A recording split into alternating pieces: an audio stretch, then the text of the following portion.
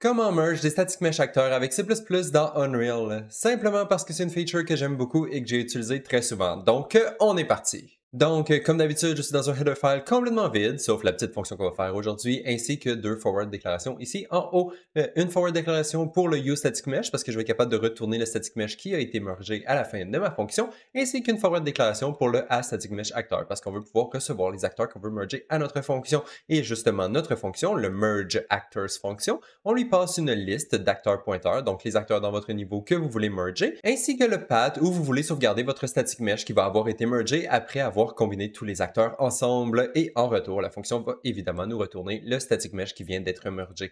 Donc ça, c'était pour notre header file. Maintenant, on peut passer au CPP et dans le CPP, comme toujours, on va commencer par les includes et on va en avoir besoin de 3 aujourd'hui. 3 includes qui sont éditeurs only, malheureusement, donc c'est seulement une feature qui est utilisable dans l'éditeur, mais bon, ça va être suffisant pour nos besoins aujourd'hui. Donc on va avoir besoin du static mesh éditeur subsystem, c'est lui qui va s'occuper de merger les acteurs ensemble et on va avoir besoin du static mesh éditeur subsystem helpers pour pouvoir fournir tous les settings qu'on veut utiliser pour notre merge. Et ensuite, notre Unreal ED Globals ici, ça va être simplement pour nous aider à retrouver notre static mesh éditeur subsystem qui se trouve à quelque part dans l'éditeur. Donc, on va avoir besoin de ces 3 includes-là. Et ils sont dans 2 modules différents, donc le static mesh éditeur module ainsi que le Unreal ED module. Donc, on va aller voir si ces classes-là sont déjà dans notre build.cs, sinon on va les rajouter. Est-ce qu'on a le Unreal ED? Je crois qu'on l'a déjà utilisé avant. Et voilà, le Unreal ED est déjà là, mais le static mesh n'est pas là. Donc, on va avoir le static mesh éditeur juste ici en bas que je vais me rajouter parce que je ne l'avais pas. Voilà, donc ça, c'était les includes qu'on avait besoin dans notre build.cs. Maintenant, on peut retourner dans le CPP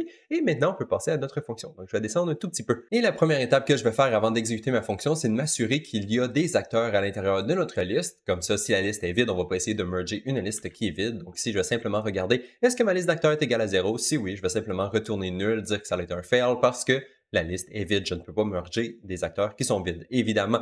Donc, ça, c'était notre premier petit check. Maintenant, on va essayer d'obtenir le éditeur subsystem à partir de notre éditeur. Donc, je vais demander à JEditor de me donner le éditeur subsystem useStaticMesh éditeur subsystem, qui est celui qui va nous aider à merger nos acteurs ensemble. Donc, on lui demande de nous donner ce subsystem. Ça va nous le redonner juste ici dans notre petite variable. Et ensuite, même chose, si notre subsystem est malheureusement valide, on va simplement dire que ça a été un fail parce qu'on ne peut pas merger les acteurs sans lui. Donc, on va simplement s'assurer qu'il est valide. S'il n'est pas valide, on peut simplement dire que, eh bien, on n'est pas capable de rien faire.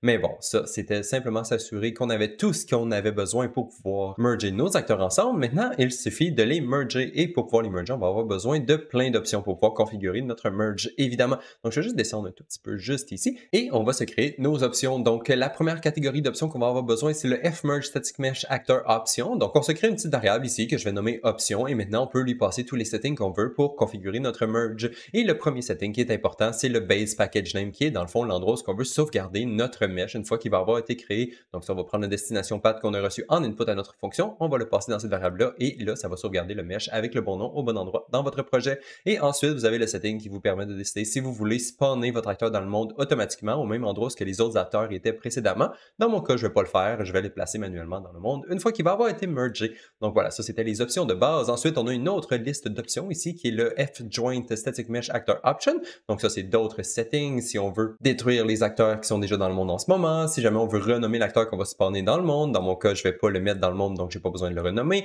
Et ensuite, si on veut renommer les components qui vont être à l'intérieur du nouveau static mesh. Mais bon, dans notre cas, c'est pas vraiment important ces trucs-là. Et ensuite, on a tous les autres settings qui sont plus importants. Ça, c'est vraiment tous les settings qui vont vous permettre de configurer comment que le merge va être fait. Et donc, vous avez des trucs comme le lightmap résolution, les LOD, les lightmap UV, le pivot point, où est-ce que vous voulez l'avoir. Si vous voulez merger les matériels, les sockets, les textures, le landscape calling, il y a plein de choses là-dedans que vous pouvez configurer, évidemment. Les mêmes choses que vous avez dans l'interface dans Unreal quand vous essayez de le faire manuellement, vous avez accès aux mêmes options ici, évidemment. Donc ça, c'était pour toutes les options. Maintenant, il suffit simplement de dire à notre subsystème de merger nos acteurs et c'est ce qu'on va faire juste ici. Et donc, pour pouvoir faire ça, je vais premièrement avoir besoin de me créer une petite variable ici qui va servir de output à ma fonction parce que la fonction ici, merge static mesh actor, qui se trouve à l'intérieur du static mesh éditeur subsystem, cette fonction-là va merger les acteurs et si on lui a demandé de l'ajouter dans notre monde, donc ici le bspawn merge actor, s'il est à true, il va nous retourner l'acteur qui vient d'être mergé dans le monde à l'intérieur de cette petite variable-là.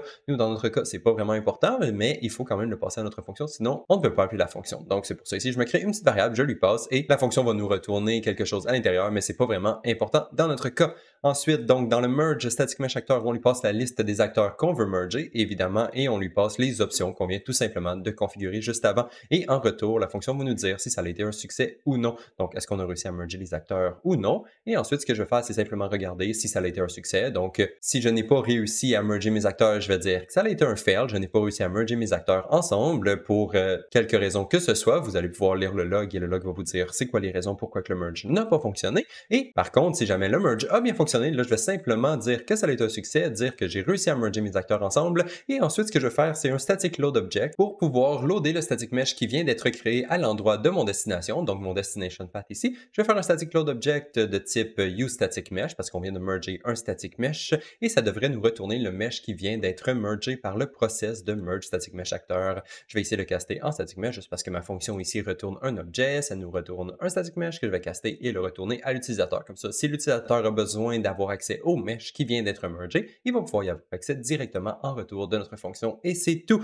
Maintenant, c'est temps d'aller dans Unreal pour tester voir si ça fonctionne. Et donc, me voici dans Unreal et je suis dans une petite scène relativement vide, sauf qu'il y a un petit arbre au milieu de ma scène, il y a tous ces meshs ici qui sont, eh bien, des meshs uniques et qu'on va combiner ensemble pour avoir un seul mesh qui va être notre arbre au complet. Et on va faire ça en utilisant un petit utilisateur interface comme d'habitude. Donc ici, j'ai mon petit widget.